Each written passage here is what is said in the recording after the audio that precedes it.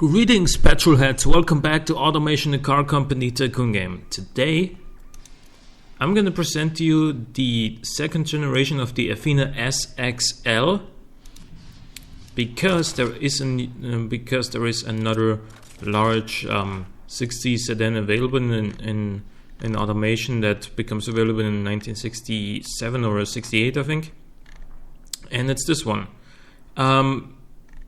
Just by looking at it, compared to the old car, the nose is much longer than the tail, and also the car is heavier overall, so we have a front heavy car. That means more wheel spin, and also because of the higher weight, just slow acceleration.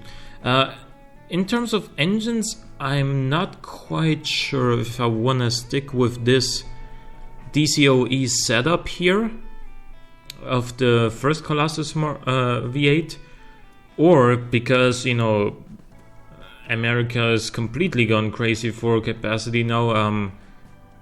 Like, there's been a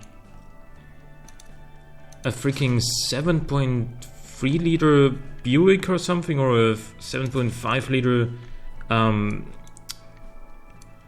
Plymouth, and therefore I think I wanna go for something bigger as well with this engine. So I'm gonna make a second generation crossplane V8, which is gonna be not 7. It's gonna be 7.2.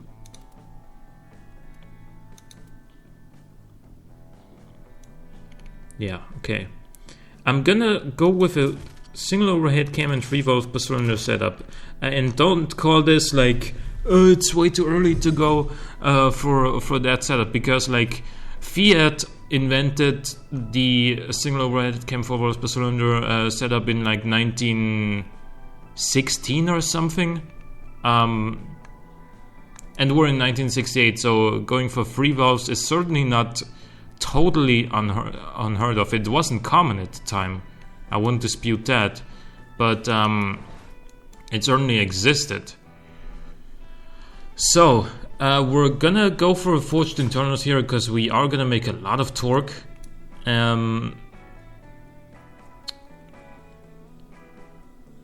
Let's see, I'm gonna go with the forged H-beam Conrads for now. We may need I-beam steel ones.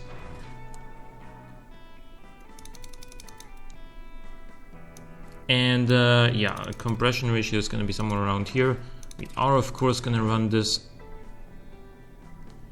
Are we going to put fuel injection on this thing? That's going to increase the price, but then again, Athena is a very expensive brand to begin with. Let's see the results. I'm gonna go back to the DCOE setup if this doesn't work as well as I think it does. Or it might. We need more ignition timing, and then long tubular exhaust, dual setup. What are we running? A 7.2 liter. So around here. One reverse flow, one no muffler. Okay, so we are experiencing valve float issues.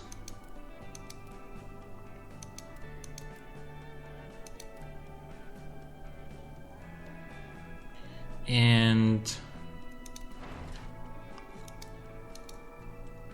400 horsepower is a pretty good baseline, I would say.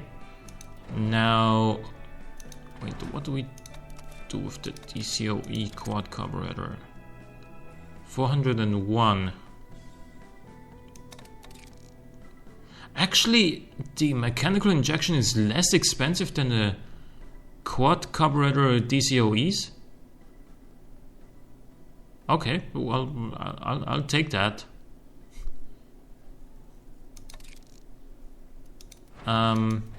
Yeah. Okay.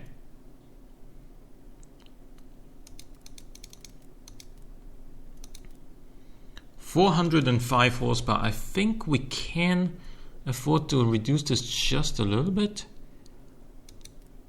to spread the torque a little bit more evenly across the rev band. This is not good. We're already at the correct size here. We do need I-beam steel conrods, which are actually less expensive. Yeah, they totally are. And then we have significant amounts of valve float. Now,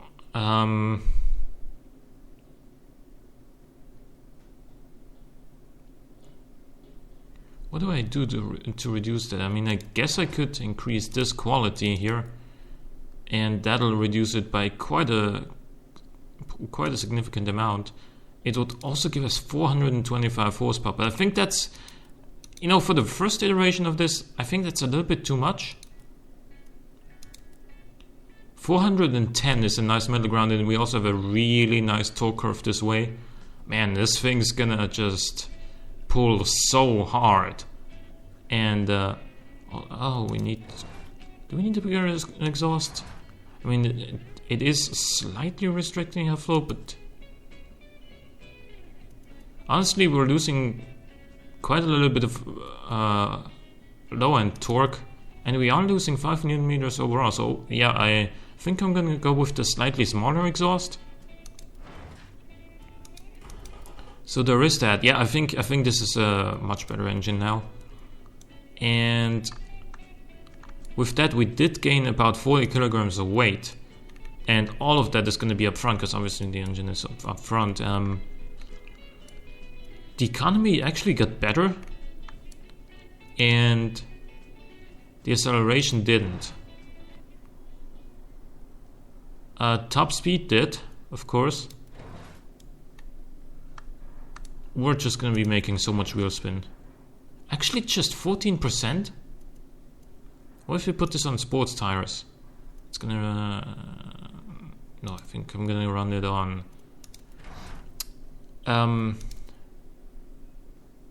yeah, medium compound still. And it's stiffer front springs, right? Yeah. And apart from that, we use this camber. Oh no, it was actually too soft.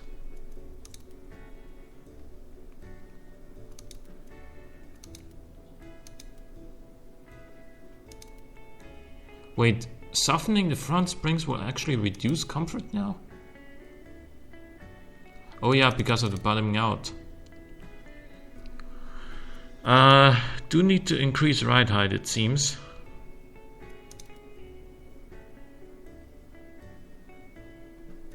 Could also work with the sway bars.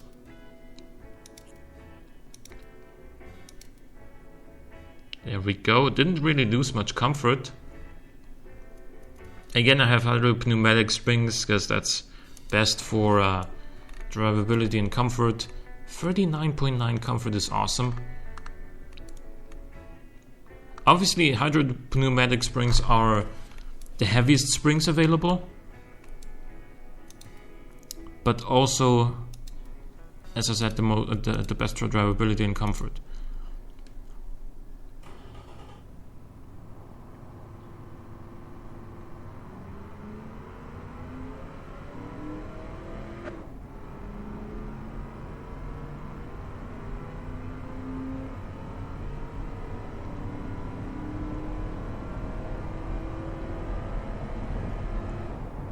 Gotta love that long gearing.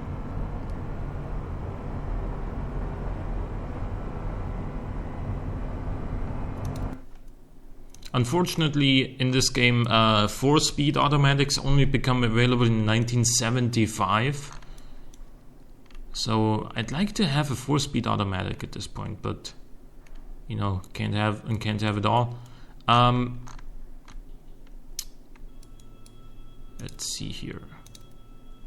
Service costs are still really low, which is great. This does so well in the hypercar category as well, in GT, GT Premium, Super, Sport. Muscle Premium not so much anymore, it's a little bit out of price range, I think. to really be super competitive there. And again, it's not that expensive. It's not crazy expensive, I think.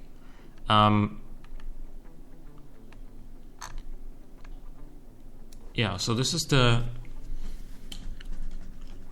1968 Colossus V8 Mark II. That's the 7.2 liter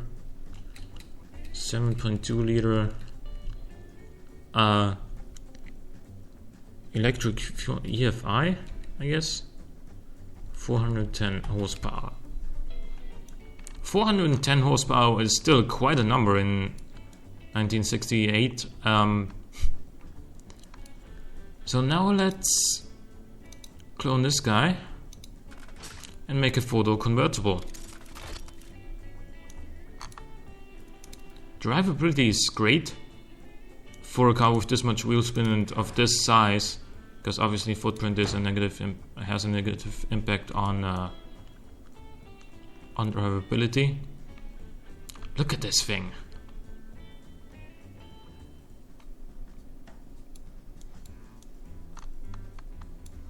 And wait, this didn't get any heavier. That's weird.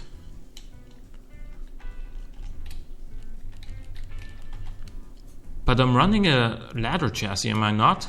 Steel ladder chassis. Yeah. I have no idea why this didn't gain any weight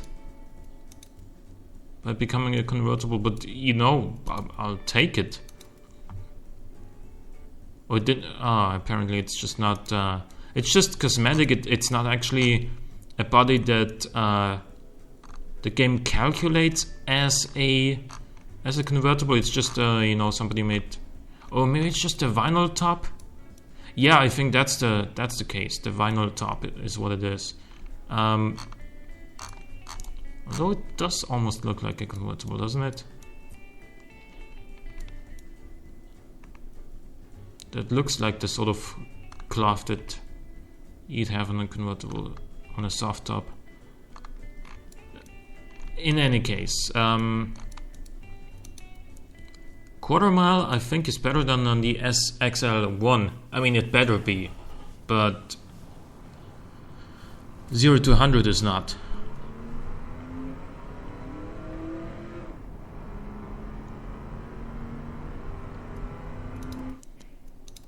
Also, if I click this once, twice, 3 times,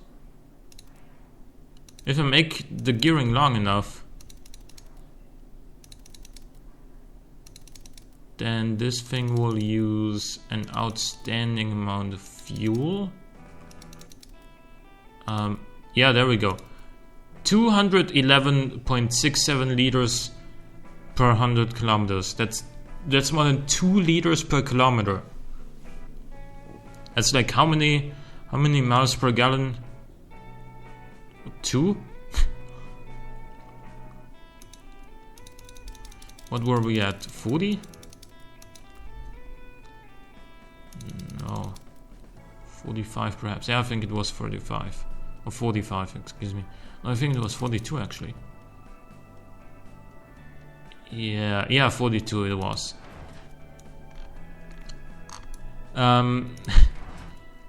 Automatic locker may help a little bit.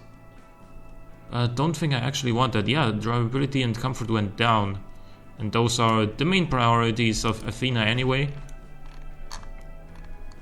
Just imagine this being a convertible. Don't get too distracted by the fact that the numbers aren't correct, but just imagine this being a nice convertible addition to the regular SXL2. I can pronounce the name of my own car, but I think this is a worthy replacement for the first generation of this car, especially with the new and pretty high tech for the time engine. This is of course, you know, mainly aimed for mainly aimed for the American market, but also with the new tech, with the fuel injection, we may be able to also compete in the European market with the Rolls-Royce and Mercedes flagships. I don't know. So in any case, hope you guys enjoyed this episode of Automation. Leave a like or a comment if you did. Thank you for watching. I'll see you next time.